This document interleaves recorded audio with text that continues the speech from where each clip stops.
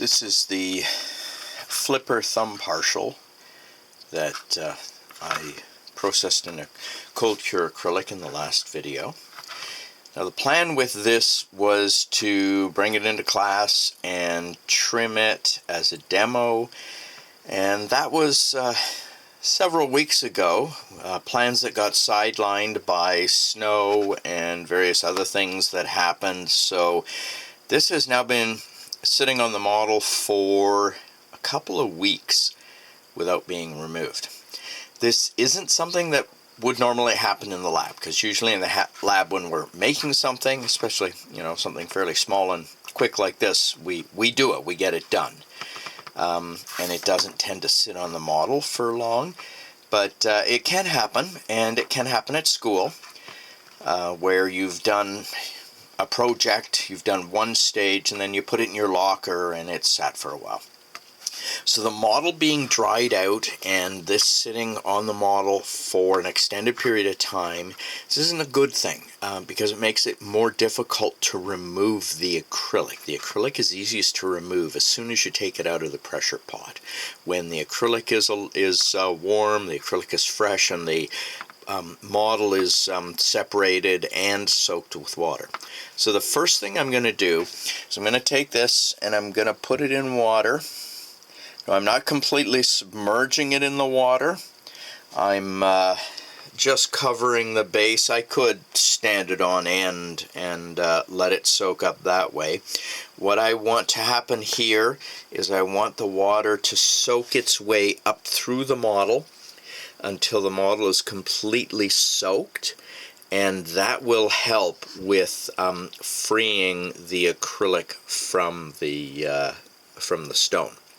So I'm just going to leave this soak now for a while. This is going to take a while, so I'll let that soak and we will come back.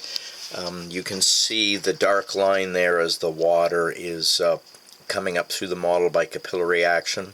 Once the model is completely that dark wetted color, then we'll come back and I will take this off the model, and then we'll go ahead with the trimming. This partial's now been soaking for a while. Well, I guess about an hour. I was doing other stuff, so. And the model is now nice and fully soaked, so let's see if we can get this to come off of here. What I'm going to do is come under the posterior border, just behind the last teeth, and I'm just going to gently pry it and loosen it from the teeth. Now, one of the things that we haven't talked about yet, because we're just starting the acrylic. Usually with a partial denture, one of the first steps we're going to do is make a duplicate model. In your ortho acrylic, we didn't make a duplicate model because in a lot of cases we don't have so many undercuts to work with ortho. We may break some teeth, but it's not a huge deal. We don't worry about it too much in ortho. Some labs like to make a duplicate model, but most labs don't.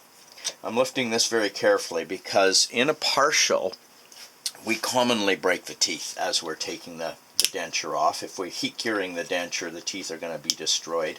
With a partial denture, we have to fit this back onto the model. And so that's just snapped all those teeth there.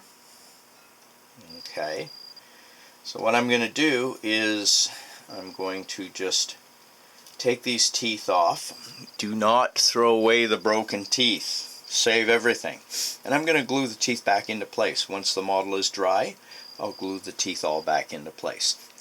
Now, if we had made a duplicate model, or if you had poured up a second model, we could use the second model for fitting the denture to after doing the acrylic. Okay? But if you break the teeth, save the teeth. Never throw the teeth out. The reason that these tend to break is that the acrylic, now I did block out a little bit on these proximal undercuts here, but the acrylic will go into those proximal undercuts and lock the teeth into place. Sorry, lock the denture into place. And when you try to take it off, it's likely to break the teeth. Now that it's off, I should be able to get these out of here, because our path of insertion, I just lost the flange. Our path of insertion is no longer tied to the other teeth, so I can take each tooth out by itself. Okay, so I'll save all those pieces and I'll glue all those pieces back on the model, but now we're ready to start trimming our thumb partial. I added a flange on there, and for the assignment we're supposed to have a flange there. On a case like this, I would almost never have a flange. I would do this as a gum fit tooth. If I get resorption afterwards, I can always add a flange to fill up the space created by the resorption.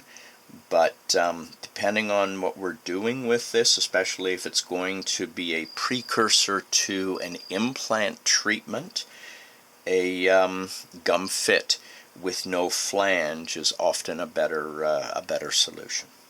Okay, so we can go ahead and start trimming this.